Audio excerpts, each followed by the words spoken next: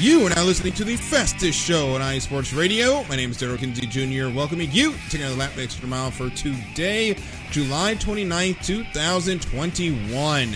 And while we haven't had a lot in the racing world going on the last couple of weeks due to the summer break, one team has continued to talk and talk and talk and talk and talk and talk about a certain incident at the British Grand Prix. And to help me talk about that certain team and a lot of other things going on in Formula One, my co-hosts, Christopher Lehman and Michael Ward.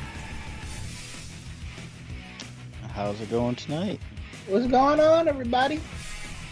Good to talk to you gentlemen once again. I hope everything's going well. Before we get into the whole Red Bull racing debacle, I guess we can start a new mini segment we can say here, which is, how are your F1 2021 career modes going? We were talking a little bit about that on the start of the break.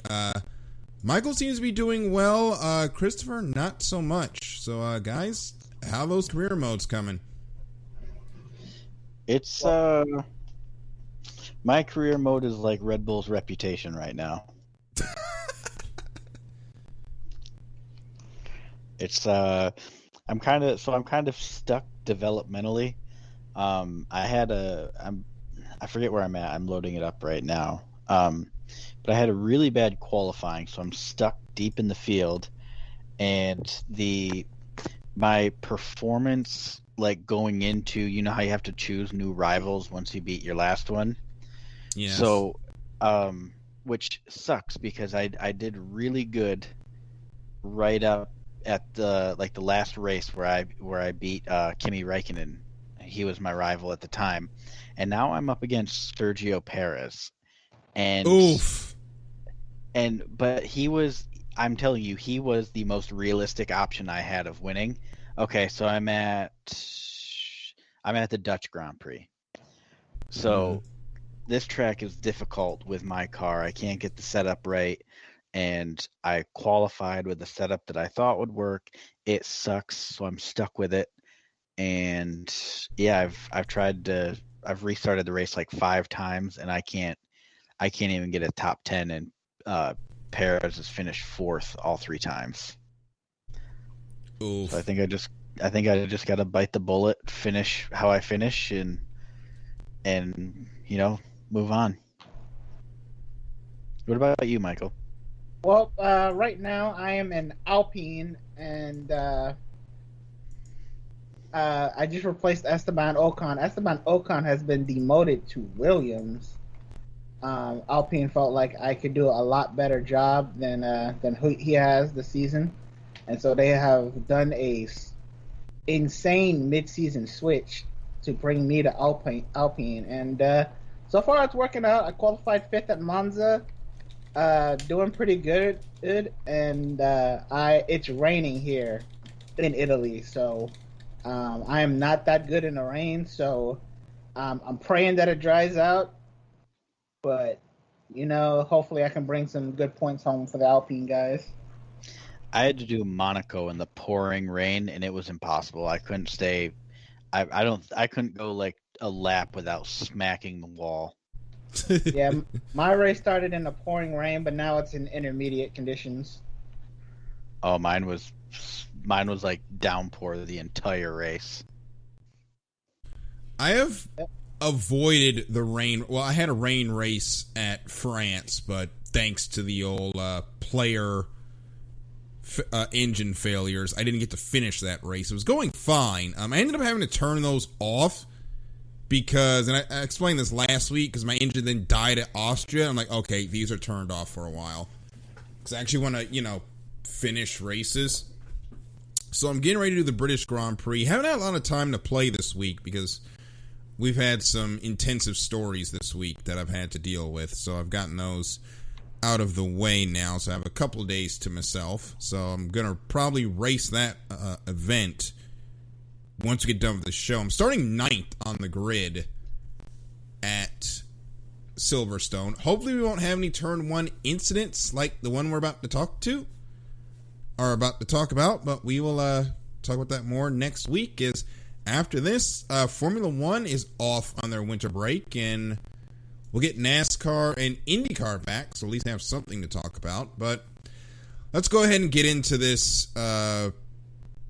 Guys, did you remember there was some major accident on lap 1 of the British Grand Prix last week? No, Daryl, it's definitely hasn't been everybody in the F1 world hasn't been talking about it. And, the Formula One Twitter can't stop talking about it. And, it's not everybody else. There's beef going on that, we can't stop hearing about for the past week and a half. But, no, I haven't heard anything. Yeah. Go ahead. I was just say, it's something that we've kind of all agreed in the group chat is that it's really at this point, you can read what? Sorry, I just got a 2-second for contact with Vettel. We didn't play F1 2021 while on podcast here, so yeah, and it's really I see 30 different articles a day written about something about this accident or the fallout afterwards, and it's time for the media to stop chasing clicks. Just drop it. There has been very minimal new news. It's just trading barbs, so we don't need 20 articles a day just rewritten differently, just basically different styles of writing. It's time to stop chasing clicks. Taryn and Marcus in the chat. What's up, guys? Hope you're doing great. And T, you're right. It is weird coming on here without a race to talk about. And yeah, Chris is winning our nearest the win game, not winning in his career mode. Hopefully we can translate that not winning over to nearest the win, because I'm trying to desperately catch up here and defend my championship. But I would like to forget that incident, but you're right that the media F1 media hasn't helped, because it's the only thing that's driving clicks. And then Red Bull will not shut up about this accident. I think there hasn't been a day gone by where Christian Horner hadn't said something about this stupid accident. Once it cost $500,000, then it cost 1.8 million euros. That accident. Why do I care how many euros that cost you? What is your game here?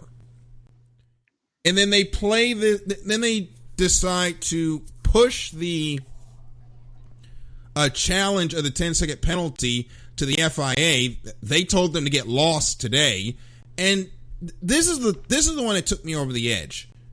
During their filming day a couple of days ago, they took Alexander Albon, told him to drive Lewis Hamilton's line, took that data, and tried to use it today as evidence that the penalty should have been worse.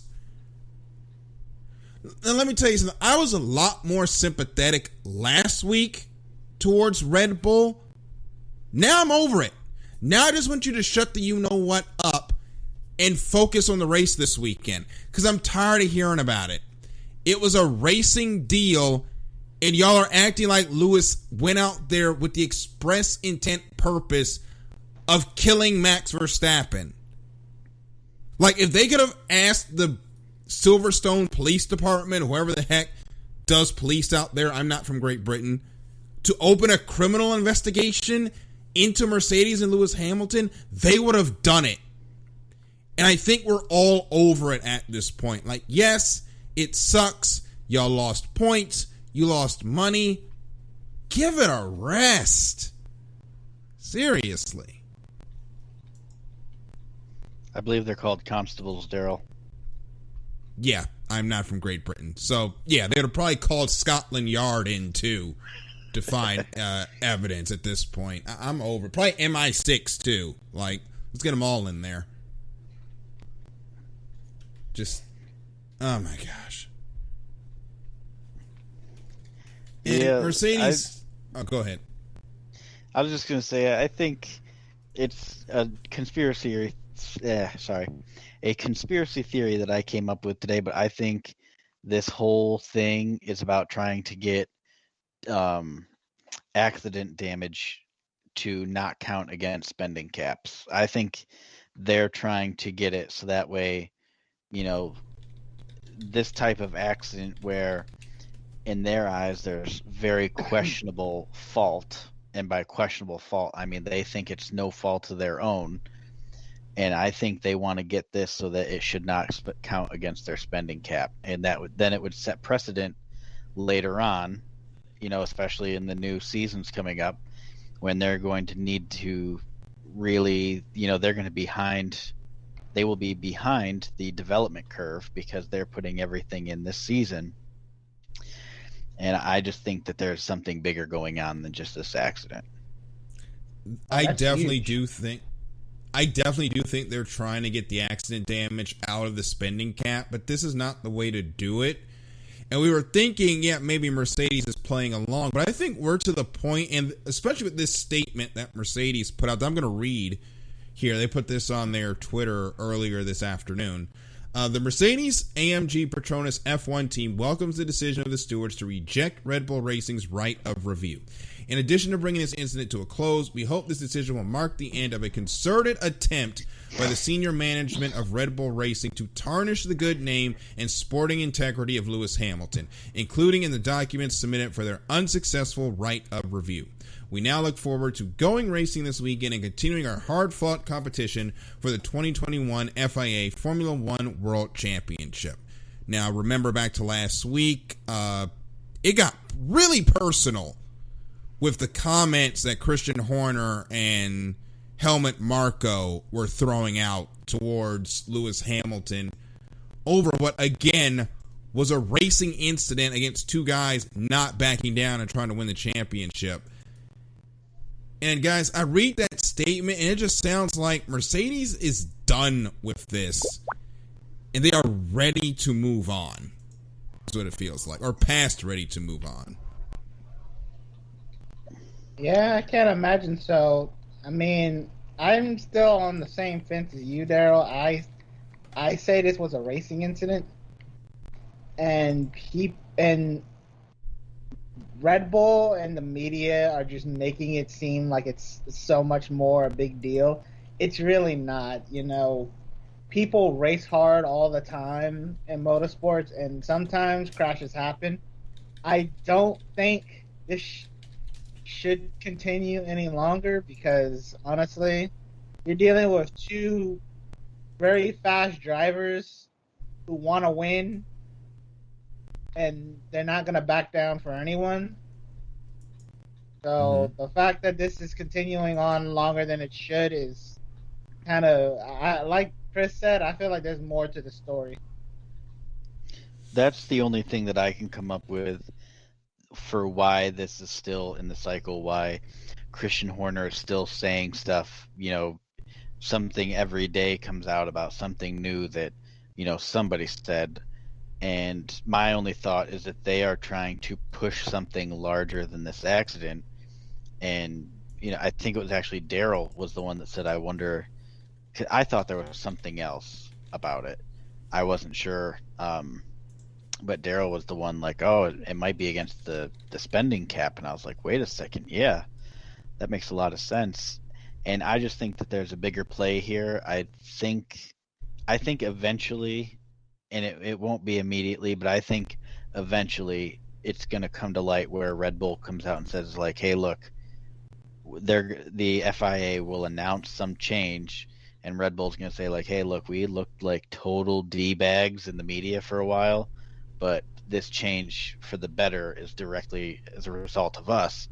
I hope that's what happens, because then we can say, okay, at least they were doing something, but I doubt that's what happens. I think we all hope that, because otherwise they look really crappy this past 2 weeks.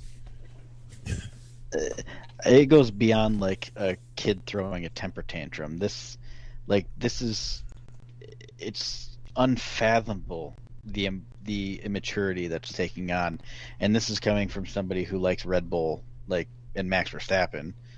I mean, he hasn't said anything until today, which was disappointing to me what he said.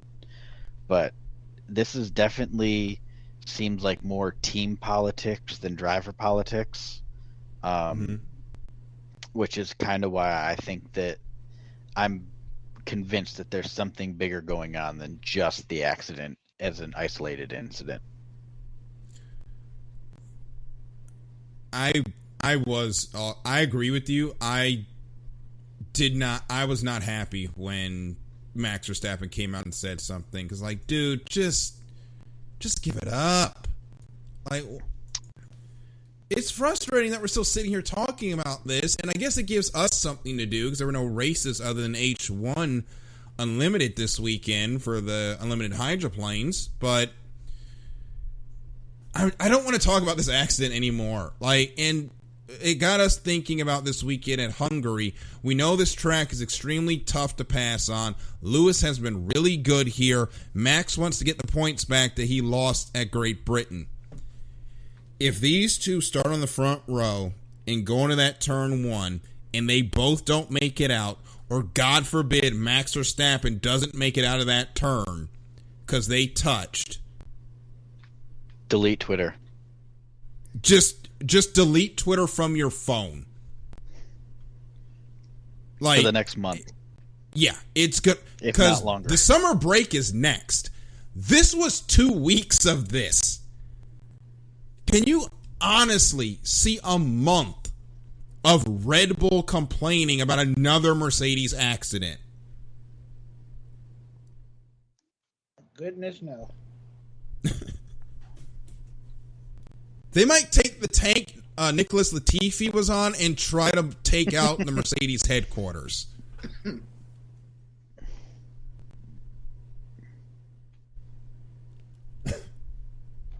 Like,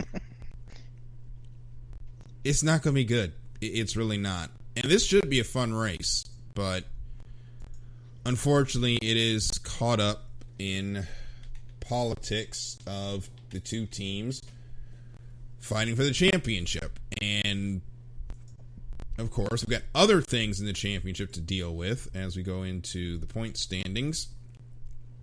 McLaren is trying to consolidate that third place from Ferrari going into the break. They're at 163 points, Ferrari at 148. Right now, the question really, guys, is who has shut down for the season and just said, we're pushing for 2022? Because now is definitely the time where you've got to make that decision on, do we continue to update this car, or do we throw everything into the 2022 car and let it ride for the rest of the season? Red Bull has brought upgrades to every race this season, so we know they're going to be compromised for 2022. We really don't know if Mercedes has done the same. It doesn't feel like they have. They said they are gonna continue upgrading the car this year. Mm-hmm. Everybody else, it's decision time, I think. And I think if you're Ferrari, Haas or Williams, Haas, Williams, or Alfa Romeo, you're thinking about next year. Everybody else, it's a real toss-up. Ferrari said they stopped developing their car this year. I'm not sure what everyone else is doing. I wouldn't be surprised if, like, Aston Martin stopped developing. Mm-hmm. Alpine, I'm pretty sure they stopped development. I'm pretty sure a lot of teams have stopped developing the car. Especially if you're, like, at the lower end of the fight. I was going to say, I think if you in the team standings, if you're 6 through 10, you just need to say, okay, 2021, we're focused on 2022. Yeah. Yeah. I can see, like, if, you know, 3rd, 4th, and 5th, if they're within, you know, striking distance of each other, then yeah, keep developing your car this year. But even if you're 5th and you're kind of out of that 3rd place running, I'd say screw it. Let's go to 2022. Yeah, the problem with that, though, is 5th, 6th, and 7th, AlphaTauri, Aston Martin, and Alpine, they're within 9 points of one another. Like, it's still really tight for 5th place. So that's hard. Like, do you That's going to be a tough decision for all three of those teams. Like, do you stop development and hope the two cars behind you have also stopped? Because if not, you're going to be looking like Haas, where you're at a massive disadvantage. And remember, Haas came into this season saying, we ain't developing crap. So, that is where basically they are. Yep, a lot of tough decisions that are going to have to be made here soon. It's going to be interesting to see what cars turn up and what cars don't turn up with when we get into Spa at the end of the summer break. So we're going to take a really quick break.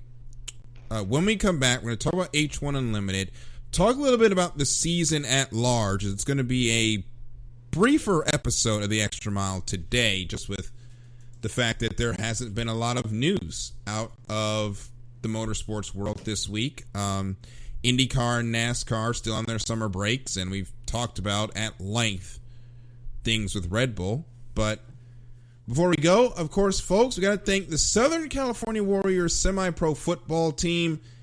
And folks, they have been giving athletes second chance and have been on a quest to earn titles since 2017. You heard me say it a lot when it comes to amateur sports, and it's important here, of course, this week because we've got the Olympics going on, the biggest amateur sports tournament in the world. Yes, most of these athletes are still amateurs, and semi-pro sports is how a lot of those athletes have stayed in shape, stayed in the game. And if you want to follow up more about semi-pro sports, make sure you check out SoCal Warriors on Twitter, Southern California _Warriors on Instagram, and Southern California Warriors on Facebook. Thank you so much to Southern California Warriors for sponsoring IE Sports Radio. We'll be right back with your review of the Columbia Cup and our thoughts on the second half of the racing season. You're listening to The Extra Mile here on IE Sports Radio, your direct feed for all that is sports.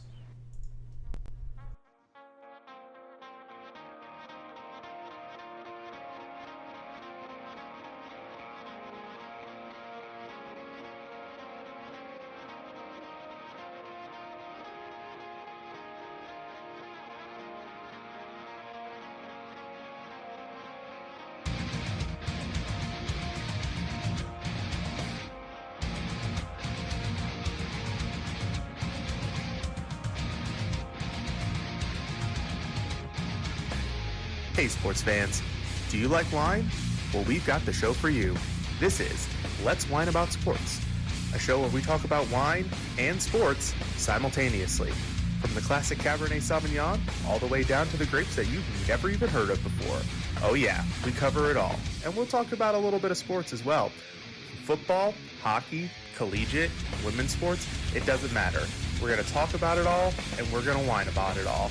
So join me Monday at 8 p.m. on IE Sports Radio, your direct feed for all that is sports.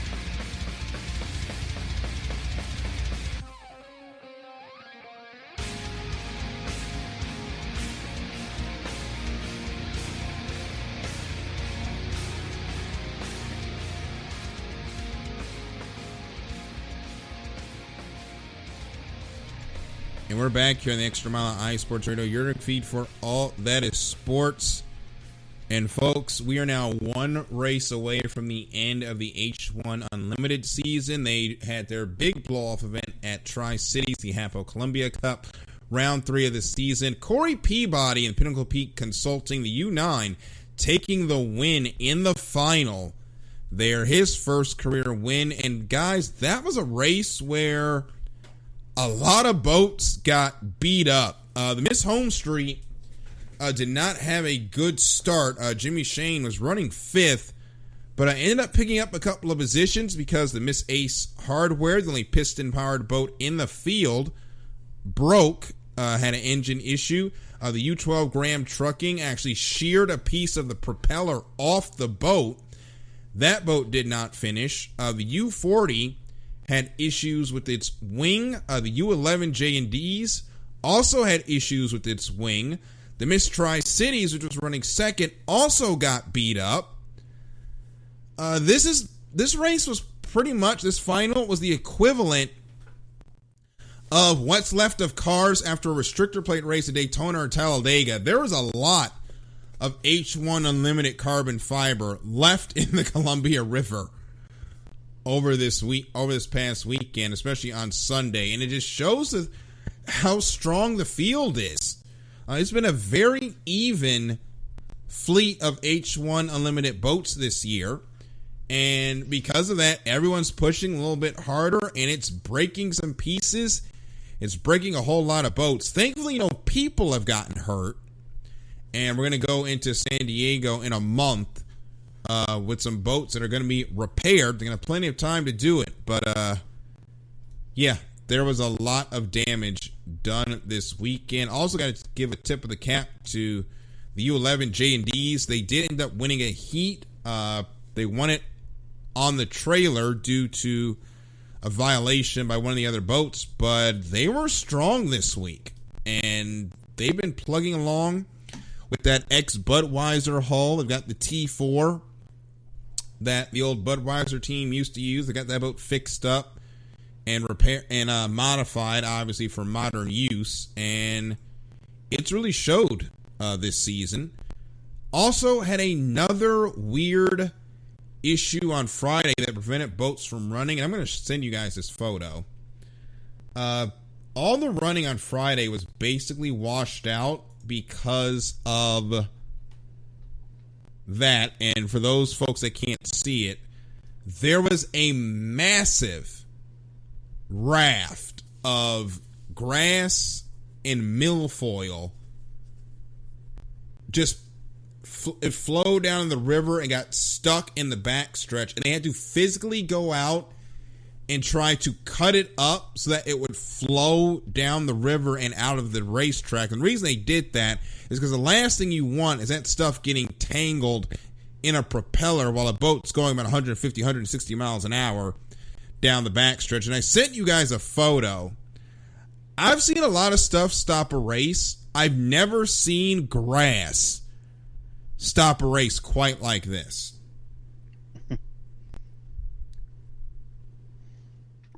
Going back to see if I saw it. I ended up working like all day on Saturday, so I didn't. Oh, that's bad. Yeah. Yeah. That looks terrible. Yeah, and the bad thing is you can't, because of how the H1 cameras are set up, you really couldn't see that from the cameras. Like, what are they doing out there? And then I saw this picture. I'm like, oh, okay, that makes a lot more sense.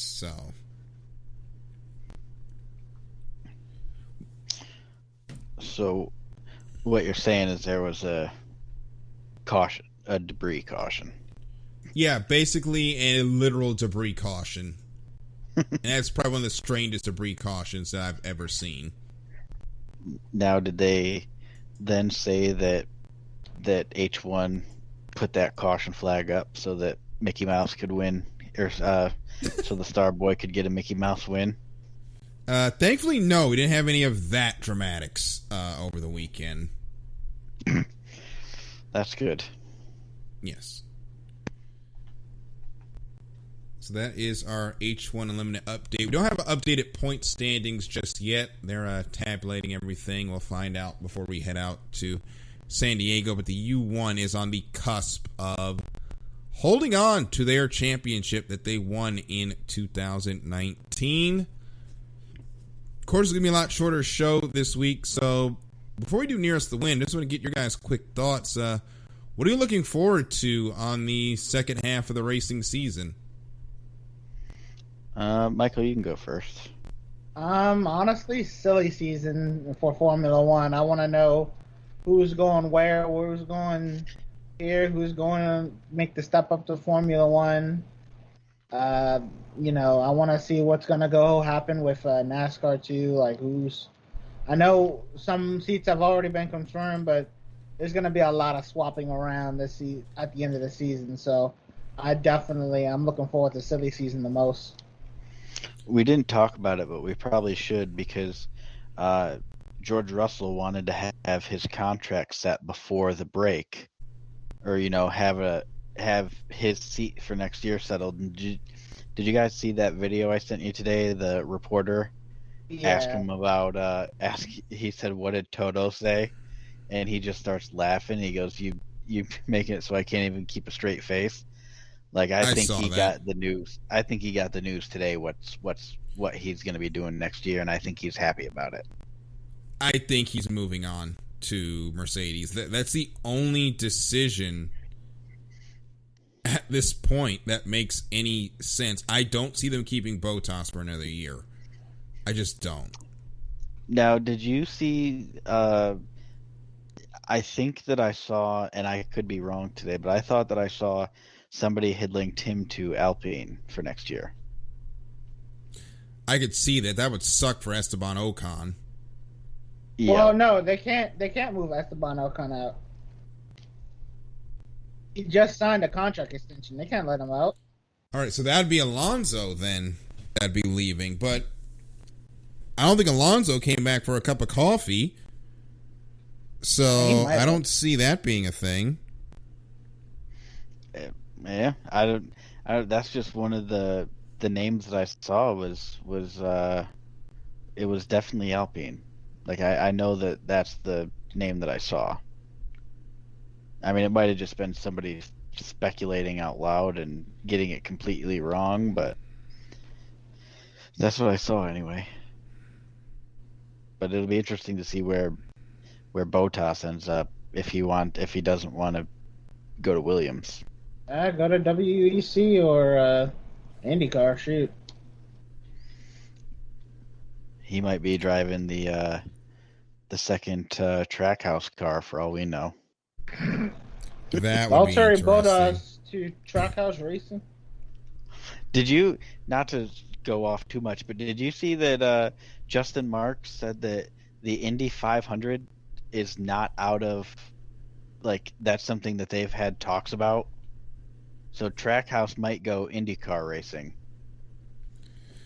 Trackhouse is starting to get like Rick Ware Racing, only we actually know where their money is coming from, and Trackhouse is actually trying. I would say the effort to win is the big thing that separates Trackhouse and Rick Ware. Yeah. Because that team, I can't use the joke that I usually use about that team and where they get the money, but Who's that, Rick I just Ware? don't get it, how they have so many cars and they're just not good. It's because the profit margin's huge at the bottom. I guess. I don't know how you can be proud of what you're doing if you're Rick Ware. Like, I know that it's just a money-making venture, but why do people even bother going and racing for him? I can't believe that the money is that good. Oh, they need something to do, and it's I guess a way to keep them relevant until other cars come up. But I this can't be doing well for your standing if you're just out there running in nothing cars being pylons. Yeah, I mean, you're not getting, when you're in those types of cars, you're not getting the respect of, I don't want to use the term like the good guys, but the guys at the top teams. I mean, you are not getting any respect from them in those cars. Like, Kyle Busch is especially hard on those guys, and Kyle Busch is the type of guy who'd be a great ally. But when you run these dumpy Rick Ware cars, I mean, you're not doing yourself any favors to get a better ride. No. And it's frustrating for them, and it's frustrating for us to watch, unfortunately. And I guess that takes us into, NASCAR's on their summer break, and thank God Kyle Busch is back in the country, and he's seemed to have calmed down from whatever that vacation was. What are you looking forward to when we get back going over there? I'm looking forward to seeing the rest of the regular season. I want to see how many different people we get to win. Like, at this point, it would be a fun game. Mm-hmm. And it would be interesting to see what happens if you had 17 unique winners. I think we mathematically crossed that point, didn't we? I don't think we can have 17 now. We would have to see a massive, just 4 dudes that have never won before would have to win this week, the way it's set up, thanks to Kyle Larson's little streak there in the middle of the season. But we are now at 14 different winners. We need 3. And we got 4 races before the end. We've got 2 road courses of Michigan and Daytona left. So we got, and Daytona, that's anybody's game. Yep. Denny Hamlin winning changes nothing. Well, actually, no. Denny Hamlin and Kevin Harvick are the 2 that I would expect to get wins. That would give us 16, actually. That would actually give us 16 winners, because Eric Almirola and McDowell getting their wins, so we got 14. Hamlin and Harvick would give us 16 winners if they were to win. Yeah. I'd like to see someone else come from the back out of nowhere and just win, like a Bubba or a Daniel. That'd be fun. I think Daytona is the only place we're going to get that at this point, unless something goes wild at either Indy or the Glen. Chase Briscoe's pretty good at road courses. Yeah, he won the Indy road course in Xfinity, right? Yep. I think he did. Yep. 3 races, it would be 17. Then it goes on points. Denny Hamlin, if we get 17 winners, Denny Hamlin would still be in the playoffs if he wins the regular season championship. And currently he is holding on to that title by 13 points. And if he holds on to it, he's still in the playoffs. If he doesn't, he's out. I assume he's holding it over Larson. Yeah. Jeff? And let me tell you something. He wants to win before we get to Daytona. Who, Denny? Yeah. Yeah. Because if there's a wreck and then a surprise winner, he's in the danger zone. Yep. Or he's just got to pray that Chase Elliott wipes the floor with these road courses, which is possible. That would be his other help. Yeah. Yeah. So Denny Hamlin, if he doesn't win, he's going to be a huge Chase Elliott fan.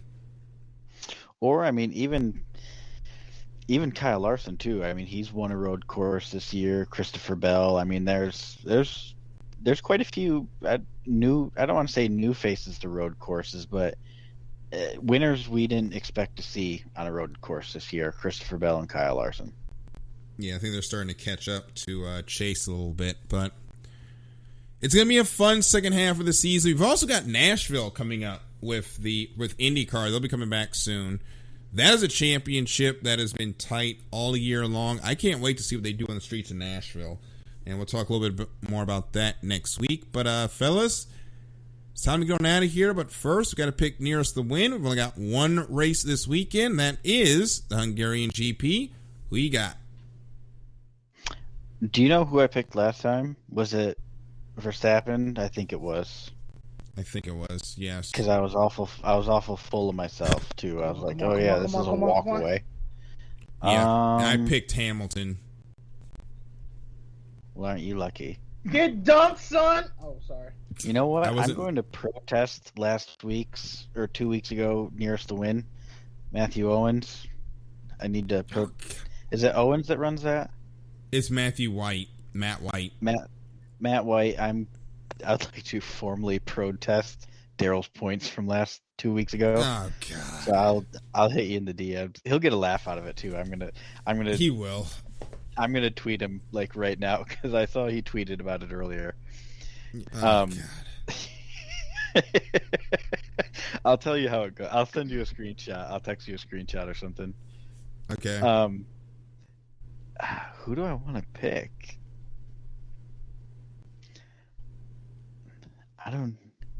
I've just got the strong feeling that Verstappen and Hamilton are going to wreck each other. So I'm not going to pick either of them. But who would be the? I guess I got to go Perez, to be honest. I was also going to take Perez because I'm right with you. I don't trust these guys not to get into another accident. And I just think it's going to be one of those things where they're both going to use this to their advantage. Where, Hamilton's going to drive into a corner hoping that Verstappen, flashbacks and lifts. And I think Verstappen's going to go into it and be like, he's lifting because he doesn't want to go through what he just went through the last 2 weeks. And they're just going to take each other out in a blaze of glory. Yep. So we got 2 for Perez. Taryn is taking Max Verstappen. Michael, who you got? Oh, what about... No, I want to change. Go ahead. Okay. I want to take Leclerc. Don't you? I liked what Ferrari did. No. You stay at Red Bull. No. I liked what I saw out of Ferrari. I thought I was so heartbroken for Leclerc when he got passed with 3 to go. I think it was. I was truly heartbroken for him. I really was. Real talk, I would have preferred a Leclerc win last week. I think it would have saved the F1 world a lot of headache if Leclerc had won. Yes. I wonder if Red Bull would have protested and tried to request a hearing for a harsher penalty. Probably not. Ferrari's already had enough harsher penalties. No, we're saying for the Verstappen thing. I'm going to stay with Perez. Michael, who you got? I was going to go with Leclerc, but You still can. Hey, No, I'm leaving, with so Leclerc. if anything, you want to stick with me because you'll catch up to Daryl eventually. Yeah, I'll stick with Leclerc. All right, so those are our picks. Remember, if you want to play Nearest the Win, tell us who you think's going to win the Hungarian GP. # Nearest the Win will get you in the drawing. But for now, it is time for us to say good night. Frozen Takes with AJ is next. Make sure you stay around to listen to her program. Remember to also keep it locked to the social media pages of iSports Radio on Facebook, Instagram, and Twitter, and our website, iSportsRadio.com. And if you've missed any episode of any iSports Radio show, make sure to check it out wherever podcasts can be heard from. And of course, I'm at DK Jr. 12. Michael's at Michael_Wart25, and Christopher Lehman is at Fiji Sims. Well, that's going to be it for this episode of The Extra Mile. For Christopher and Michael, I'm Daryl, and we'll see you at the next green flag. Good night, everybody.